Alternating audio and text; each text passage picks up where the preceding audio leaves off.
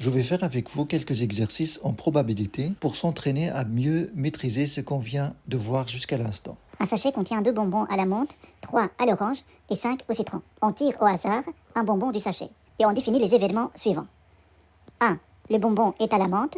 B. Le bonbon est à l'orange. C. Le bonbon au citron. La première question, on va déterminer la probabilité de A, puis de B, puis de C. Deuxième question, on va représenter cette expérience dans un arbre pondéré. On fait figurer sur chaque branche la probabilité associée. Pour la première question, P de A est égal le nombre de cas favorables, donc on a 2 bonbons, donc c'est 2, sur l'ensemble des bonbons. Donc il y en a combien au total? 2 plus 3 plus 5, ça fait 10. Donc 2 dixièmes. Probabilité de B, 3 cas favorables sur l'ensemble des cas possibles, sur 10. Et puis la probabilité de C est égale au nombre de cas favorables, 5, sur le nombre total des résultats possibles.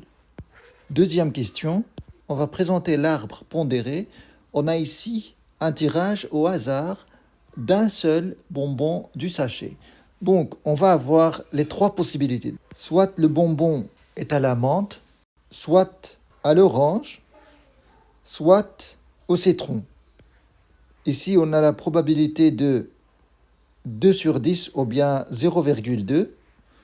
Ici, 0,3. Ici, 0,5. Voilà notre arbre pondéré. On a ici un autre exercice. Un sac opaque contient les boules représentées ci-dessous. Les boules sont représentées dans ce sac de cette manière. Un nombre de points est indiqué sur chacune d'elles.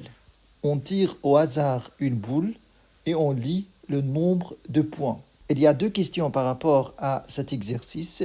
Vous avez la première question, dessine l'arbre des possibles par les probabilités données sous forme fractionnaire et décimale.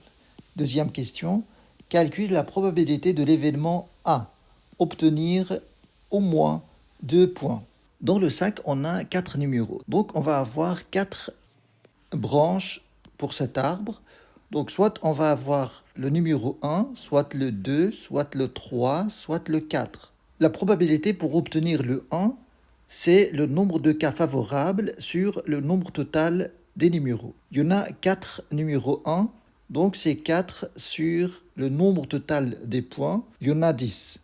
Ça est égal à 0,4. Pour tirer le numéro 2, il y a 3 cas favorables, donc cette probabilité, c'est 3 sur 10, est égale à 0,3.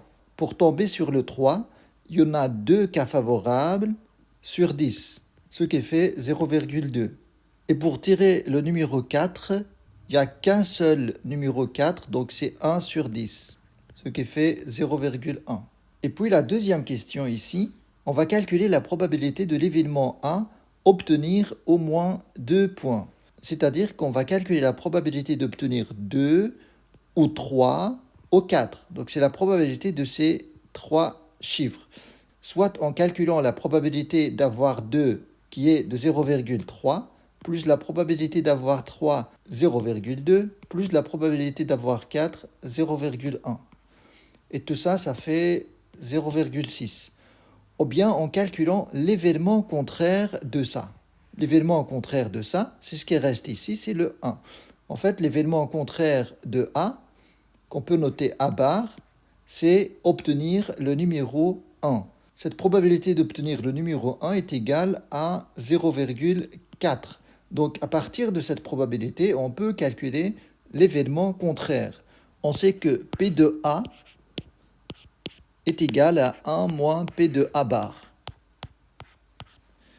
est égal à 1 moins 0,4, ce qui fait 0,6, ce qui représente la même chose que ce qu'on a calculé avec l'autre méthode. Voilà pour ces 2 premiers exercices. Je vais vous préparer d'autres exercices pour que vous puissiez maîtriser cette matière. Je vous mettrai le lien ici dès que ce soit fait.